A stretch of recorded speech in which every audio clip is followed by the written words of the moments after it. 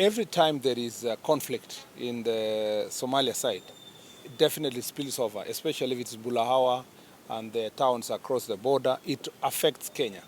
And remember that we have a good working relationship with Somalia as a country. And so when there is those challenges, there's citizens who feel endangered run from the neighboring country run to Kenya. But we cannot confirm now whether they were forces of where, who they are. It's only until you do proper security analysis and investigations that you get to know, is it forces, is it civilians, and so forth. It is also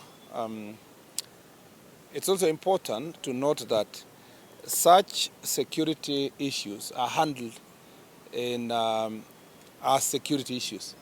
So if we reach a stage where there is any challenge, we will tell the country. But at the moment, we don't have any difficulty.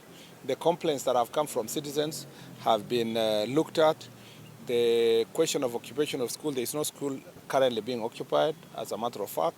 And so if there are other parts of Kenya that there is a spillover of citizens from the neighboring countries, with Somalia particularly, that will be, that's why I said the security team will work on it to make sure that they return peacefully.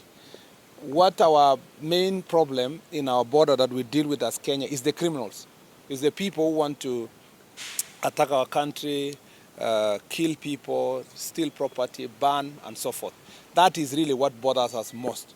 But people who are running for safety, we will find ways of addressing that issue so that it doesn't also become a security challenge or a humanitarian issue in the country or security challenge. In fact, those who are asking for refugee status and to be housed and protected in Kenya, they know the procedure they go through that is enshrined in the international law.